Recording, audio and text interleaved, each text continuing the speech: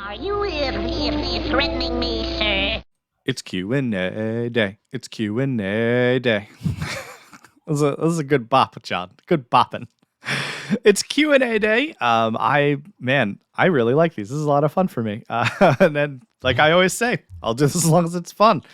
So, John, what do we got? What do we got, buddy? Okay. I heard you Well, furiously typing over there earlier, so. yeah. Yeah, a little bit of, well, a lot of copying and pasting and deleting and, stuff like that. Trying to keep it concise. I mean, honestly, if we responded audibly to all the comments, and the comments are increasing, which is awesome, especially when we do a great song that everybody has, feelings one way or the other on. But we'd be here all day so just know, again, folks, the little heart symbol means I read your comment. If you're surrounded by people with little heart symbols and you don't have a little heart symbol, that meant that it went beyond me not agreeing with what you were saying. It may have gone to me saying, you know what, I'm not even going to acknowledge you just said that. Well, now I have to take the time to find these. You have and to find those them. and bring them up. That's fine. But I read every single comment. Okay? I read every single. I just commented. I just gave the heart. I just told you. I gave the heart symbol to one that I did not agree with in the least. Well, but you should. I just want to say that John's opinions do not reflect the opinions of the rest of the channel. Well, not the whole rest of the channel, but you're right. A good many of the Rush folks. Yeah, I get it. Okay, so let me give you some basics first. Something we had talked a lot about, the solar thing, and Dwight, I guess he's being cute or he's being coy, I don't know what, but he says most every way we create electricity is solar. Wind is sun heating air and it moves. Hydroelectric is sun evaporating water that condenses in the mountains. Fossil fuels were created long ago with sunlight energy, died, then covered with dirt. Anyway, he writes, love the questions and answers. So there you go. I think I alluded to that. I made a joke about that anyway, that I also was into solar or into nuclear power, in that solar is nuclear power. Yeah, that's basically what I was joking about, is that at the end of the day, the sun is all power. Yeah. The sun is where we pretty much get it all from, right there. Even honestly, even when it comes to people worshiping gods, I think sun worship makes the most sense, because none of us literally exist without the sun and the power it sends to the planet. It makes the most sense to me, as like you're an ancient people and you see that when the sun shines regularly, your crops grow and everything else. Like it warms you, it keeps you from freezing at night. Like because then the day comes and you are warmer now. You are more comfortable in the sunlight. It makes the most sense from we're going to create a thing to worship perspective, to worship the sun. So good. What I'm saying is I'm very pro Ra. Yeah, I was going to say Sun Ra. You need the Sun Ra t-shirt with the Sun Ra necklace. I'm very pro Ra. Put a Sun Ra bumper sticker on your electric vehicle. So, all right. Prime Mover Electrical. Now, that's kind of funny. That's funny. Prime Mover.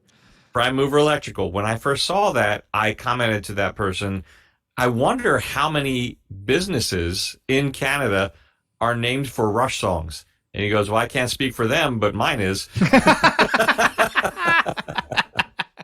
Good for him. I like Anyway, that. Prime Mover Electrical says, you guys are hilarious. I love how Dave doesn't care what people think. That's how people should live. Too much anxiety in this world, caring about what others think. That is why I'm not on social media either.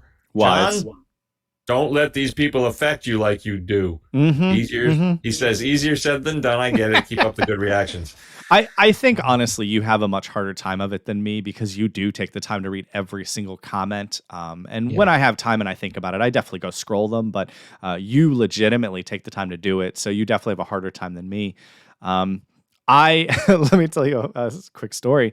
So my slippers, it's getting winter now, and my old slippers were just not up to the task anymore due to a myriad of holes. And so I went to the Walmart, as I do, and I'm walking around looking for slippers. Tried on a bunch of different slippers, wasn't happy with them, and so I walked over to the women's section to see if there was anything more interesting to me.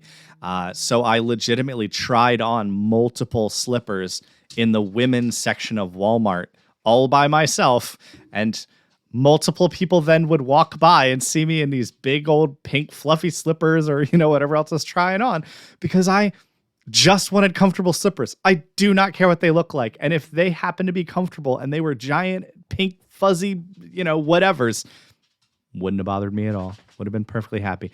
I ended up with slippers in the men's section that were around the corner that I didn't see a different section. But the moral of the story is, who cares? Be comfortable. Right. You're going to wear them in your own house anyway. For the most part. Some people wear them everywhere, which I think is stupid. Anyway. Yeah, I have slipper Crocs for that. I have literally 2 pairs of slippers, my indoor slippers and my outdoor slippers. Okay. Mark, hello, fellow humans. Fellow human Mark says, strongly agree with having song lists for weather or for seasons, rainy days, snowy days, summer days. Mm-hmm. So, and I encourage you, Dave, you should be, we need an update on your variety of song lists now, because so far there's only 2. There's the main and there's the rainy day. So we need to update. So even by main, I would say my main is like bopping around, generally. So that's why a sadder, slower song is going to go on the rainy day. There probably are more. You know what? That's a good point. I'll give that some thought.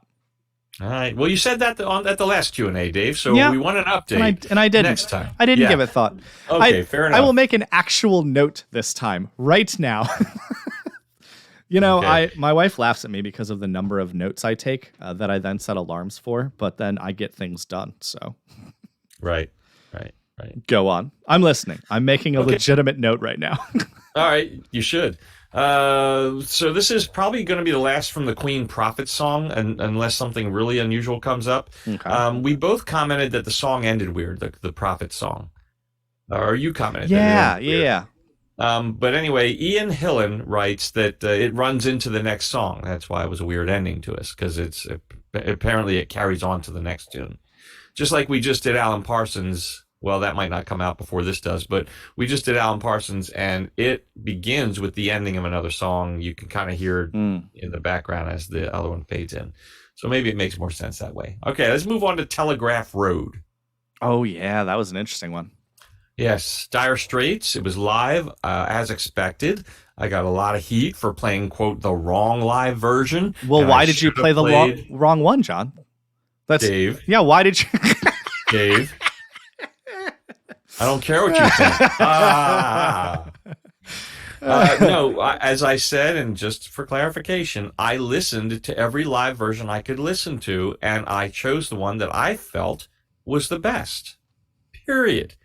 I have no emotional connection to the song, thus the 82 version didn't weigh any extra heavy on me. So I just listened for what I felt was overall the best version. That's the one we did. So I don't care what you think. So here's the next thing. See, now you're getting it. Yeah, I'm starting to get that. Telegraph Road. Now, here's what's funny. Grim Reaper says Telegraph Road is Highway 74 running through Detroit. Then Stephen Q 74, which I think is funny that in his name is the number 74, which is what Grim Reaper said, Highway 74. But Stephen Q 74 says Telegraph Road is Route 24 through Detroit. So which one is it? Did you look it up? No. That's fair. I don't care, Dave. So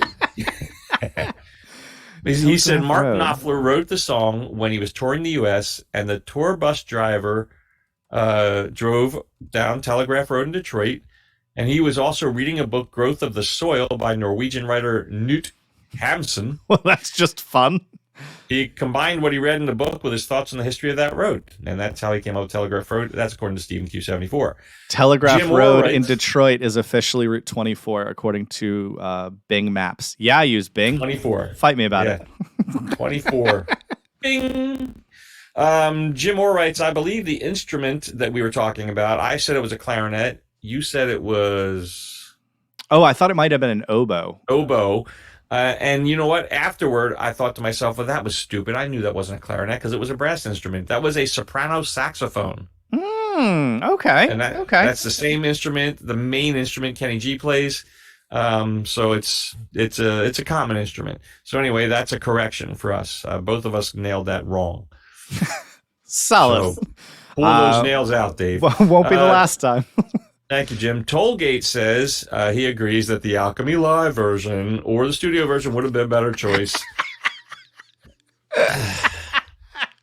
This brings me such joy. But he goes on to say the end solo is still great and shows how Mark Knopfler is a master improviser. His solos are different every night. Really? Yeah. That's awesome. So, like, that is actually really neat because that means if we watch different live versions of it, you get a different solo. They're not even doing the exact same version. Exactly. Right. Yes. Oh, that is cool. Obelisk 21 says, I'm one of the guys that would tell you Alchemy Live version is preferable. First of all, Obelisk. Isn't it Obelisk? Okay. Did you say Obelisk? I said whatever I said. Dave, I don't care. Obelisk 21 said, I'm one of the guys that would tell you Alchemy Live version is preferable because as a drummer, Terry Williams is brilliant in this concert and really adds a ton of drive to the performance. Okay. So was it a different drummer? Like we heard a version that was a different drummer?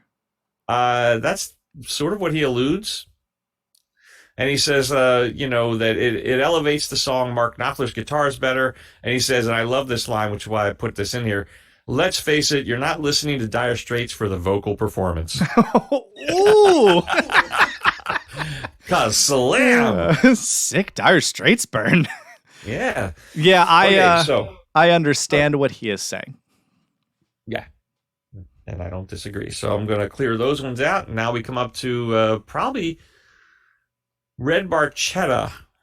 I know we've done some from Red Barchetta, but occasionally a good point comes in. Scott Green says, René Descartes also makes a lyrical appearance in a different Rush song, Free Will. Yes. If you choose not to decide, you still have made a choice. Interesting. I did not know that was a René Descartes thing. Yep. Ernie Cortez says, I'm wondering still if Literalist Dave got a hold of Neil Peart's book Ghost Rider. I'm sorry, Peart. I think I say Pert. No, I have not. I downloaded the audio version of it. Oh, but cool. I have not started it yet. I have 2 more books before it, and then I will get to it. You'll have to update them. All right, let's move on to Genesis Firth of Fifth. What a weird title. I love it. It's not. Do you remember? No, it's about like the river or something. It's a Firth is a Scottish estuary. Yes. And that's what Alan Beaumont points out, even though I also pointed that out, which makes me point out at this point, Dave. A lot of pointing. They're not listening to us all the way to the end of the video sometimes. Well, we talk a lot. Even I tune in and out. No. Yeah, and I've stated that as well. He says a firth is a Scottish estuary. There's an actual Firth of Forth, which I said at the end of the video, Alan and others, where the river Forth and others reach the sea. So this is a punning title for a fantasy of a landscape even more beautiful than a real thing. I do love a good pun in a title and in a song in general. I just like puns. He also points out that the Undinal songs are urge the sailors on. I think while we were doing that, or maybe afterward. It was after. Yeah, that may have been after the video. You looked that up to find out what that meant. Yeah, it meant a chorus, a vocal chorus of singing. Yeah, and I pointed out that was a really neat visual, or I guess a visual of an audio, because the line surrounding that was about how the waterfall was the orchestration. And so it almost like evoked this image of a choir with a background of a waterfall, which was a really neat thing. I should have looked it up during the video, but I did not. I apologize for that. But no, that is a great comment because I literally after that video looked that same thing up.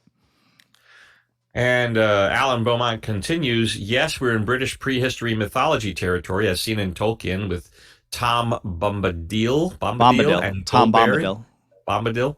And Goldberry, the river woman's daughter. So I guess he's alluding to that as in reference to the lyrics. Gary A. says, on a date in the early 80s at a friend's party, we went in a back room to talk, and I heard this song in the background, Firth of Fifth, right? Mm-hmm. He said, and I was amazed when the solo kicked in. I'm not sure how I had a conversation with this girl because all I was thinking about was this song.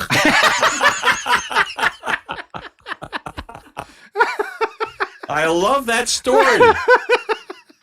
Boy, something won out, and it wasn't your hormones.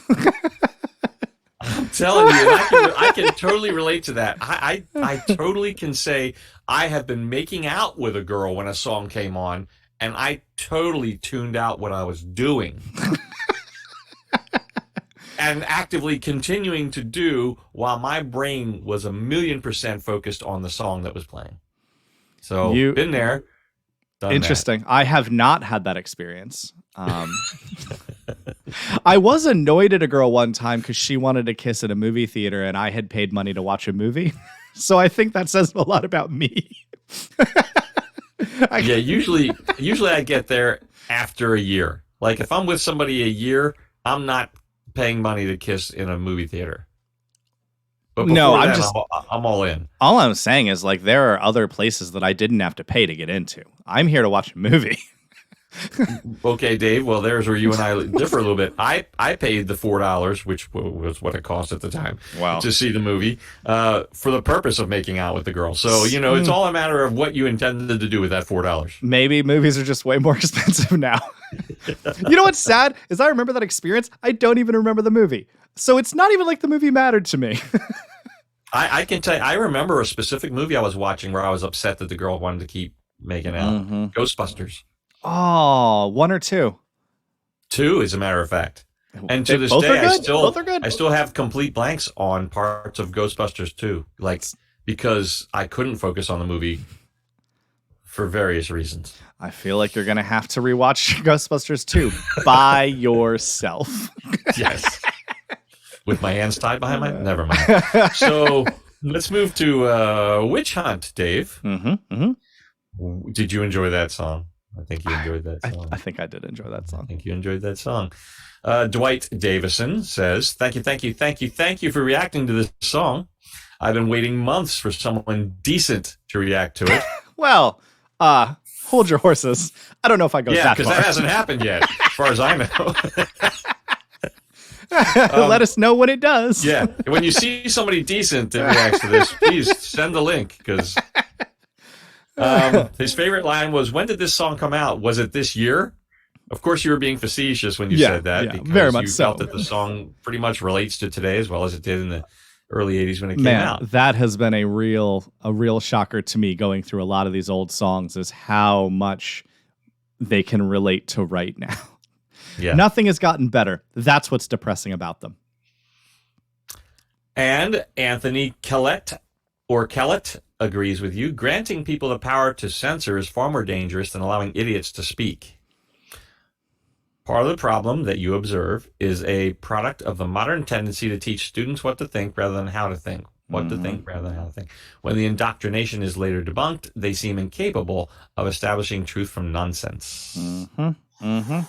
And that's why, as much as I'm for free access to knowledge, I constantly go back and forth because I know people that shouldn't be allowed on the internet.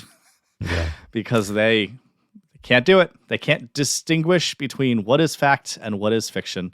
And it is frustrating because then they go vote. Then they go vote, and that's the real issue. Electronic birds in here. Yeah, all birds are robots. Todd W. says, Witch Hunt, which he points out 1980. I may have vaguely said, mid-late 70s? I may have said that in the video, but it was 1980. Was part of Neil Peart's Fear series of songs. And he's like the 30th person, I think, to point out that I haven't told you that there's a Fear series of songs. Yeah, you did. I thought I did, but I don't trust my own memory. Well, so it may not have been on video. Okay, could be. But either way, I almost disregard that because I never really found out that there was a trilogy until a couple of years ago. And then I'm just like, well, who cares? I look at these songs on an individual basis. I don't need them to be part of a trilogy. You know what I mean? But it's also kind of fun. Like my wife and I have been doing a lot of movie watches where we'll watch through like any movies that are series. And some of them are really good at continuity, and some of them are horrific at continuity. And so it's been fun to watch through different series and see that. So if songs are a trilogy, I do think it would be very interesting to go and listen to them at least in a close proximity time frame to see how much they align. Fair enough. Now, oddly, Witch Hunt is labeled part 3 of the trilogy, but it was the first of the songs. So it's a Star Wars situation. I was about to say, so Star Wars. What you do is you make the middle 3, and then you make the first 3, and then you make the last 3. Right. And then you just make a smattering of things around it. Right. Because the money keeps rolling. Do you know, speaking of the money rolling, let me tell you, one of the franchises that we were shocked by how spot on the continuity actually is in this franchise. And that is the Fast and Furious movies. Spot on. Yeah, spot on. We watched them all 9. I've seen all 9. And they do. Oh, you mean the scene to scene? The head is facing the same direction. The window is. No. I mean a coherent storyline that doesn't go back or retcon things that have happened. They are very consistent across the entire series. Those movies are very consistent from a storyline perspective. Okay, you're talking universe continuity. Universe continuity. And so like that blew me away. Like of all the franchises that would be super consistent, Fast and Furious really nailed it. Amazing. How about you know that? what? Who super didn't nail it? The Blade trilogy. We just finished that like last week. I have to look away a lot because they're a little bloody sometimes. And I'm a delicate little flower, but Blade, horrible. Those 3 movies just do whatever they want. Every movie, brand new set of rules. They do whatever they want. Well, you know what? There's a very famous and well-known TV series that also blew continuity. Go back and look at the zombies in the first Walking Dead episodes and compare it to the zombies later on. Oh, are they just completely different? They were hauling butt in the first. I mean, there were zombies running. There were zombies thinking. And I mean, using logic to enter places rather than pure force. They completely changed what a zombie could or couldn't do. How easy they were to kill, how hard they were to kill. There was total inconsistency in the zombie situation there in those early ones. Anyway, that was an aside. I just noticed that recently. I like continuity. I like to look for the continuity where in one scene someone is smoking a cigarette and it's this long, and then it's this long, and then it goes to another like the cigarette just, and the window up on the car and down a little bit further. That's the kind of continuity stuff I look for, and I'm always looking for a mic or a mic shadow on the wall. I catch that stuff constantly, and my wife complains about it all the time. She's like, how do you notice these things? Like, I can't help it. Because I've been in production for too long. I'm always paying attention to how things are made. Like, I think that's what it is at its core, is I just pay attention to how things are made.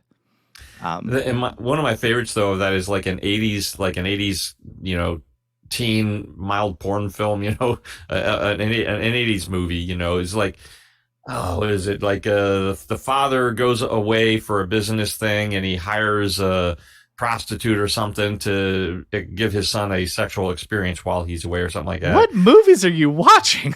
This was a classic teen movie flick. I forget what it's called, or if I'm even like a private instructor or who knows what.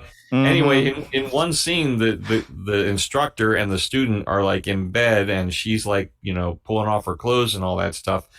And of course, where are your eyes? Well, you're looking at the scene. But if you look left through a doorway, there's a mirror, and there's a guy in blue jeans and a blue shirt and a hat just leaning on a post watching the scene who is behind the camera. It's pretty bad. Yeah. But apparently not even in the editing room did they take their eye off the action in that particular scene. That's pretty bad. I love that stuff. Okay, we're still talking about Witch Hunt, though. So, here's the whole deal. Witch Hunt was part 3. Enemy Within, which is the last one to come out, is the first in the series. That Enemy Within, isn't that oh no, I was thinking of the movie Enemy Mine. Okay, the Enemy Within came out in 1984, and The Weapon 1982. I like both those songs, so we'll be listening to them. And a shocker to me because they're in the Fear series. Okay. I mean, All I right, guess guess you do have an enemy and a song called Lethal. Yeah, the weapon. Oh, The Weapon. Sorry, I immediately thought Lethal Weapon. That is what happened in my brain. Would you stop it, Dave? Neil explains it in a newsletter. It was the first of this group of songs to be matched to music and recorded. A fourth was added to the series in 2002 called Freeze. Although, just like in Star Wars, there's people who do not accept it as part of, what is the term? Canon. Part of the canon. Thank you. That's exactly the word I was looking for. I love when you think my thoughts. You're welcome. I got you, buddy.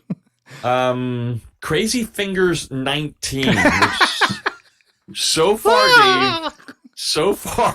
Dave, is we do have the thing where, we want to pick the screen name of the week.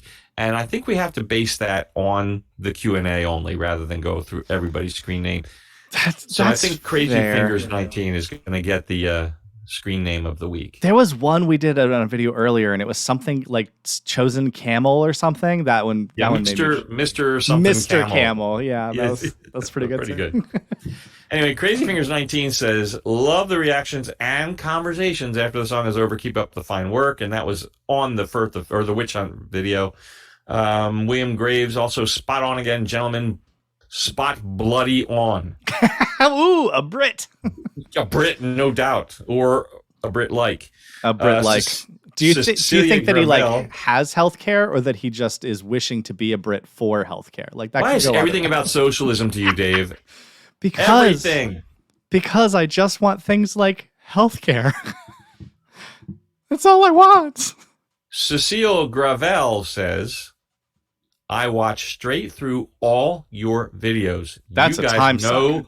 Yeah, you guys know what you're talking about. That's what Cecile Gravel says. Normally I don't want to disagree with with our listeners. You don't want to care what people think, but that's wrong. That's just wrong. But you're just wrong. I have no idea what I'm doing. All right, and for brevity, not that it's brief, but for brevity, we're just going to do one more, and this is from Sweet Madam Blue Sticks. Sweet Madam Blue. Anconia's Place said, some context. Sweet Madam Blue was released at the end of 1975, and I wish I had pointed this out to you, Dave, because I knew this stuff. Excuse me while I belch. Along with many other songs from this period by other bands that were commentaries on the 1976 bicentennial of the United States of America. Oh. See, I often forget, people like you and people younger who were born after the 70s just have no idea the fervor in this country about the bicentennial. Nope. I mean, I was part of a team of volunteers who painted the exterior of a bar in red, white, and blue with 76 on it as part of the bicentennial committee activities of the late 75, early 76. I'm telling you, this country was bicentennial crazy. Everybody had Liberty Bell bumper stickers, Liberty Bell pins. I mean, we were nutty with the bicentennial, with the 200th anniversary of the United States. I never knew that was a thing. It was a huge thing. There were bicentennial parades. I dressed up as a colonial and was on a float on a bicentennial parade, or actually more than one bicentennial parades. It was like, it just took over. My mother held classes where we learned how to dip candles and do stuff the colonials did. I mean, this country was seriously all about being 200 years old. Interesting. So I'll continue their thought. A bunch of bands did commentaries on the bicentennial of the USA. Some were critical than others. You got to remember, December 1975 is when Sweet Madam Blue came out, and that's just after the end of the Vietnam War conflict, or the Vietnam conflict. I've always seen this as an optimistic criticism, more optimistic than critical. And there are others. Frank Zappa does one called 200 Years Old. It's a collaboration with Beefheart. I don't know who Beefheart. I've heard Beefheart. That's just fun. Beefheart. Yeah. So there's an album called Bongo Fury, which is a compilation of We're loving these names, I I know. do.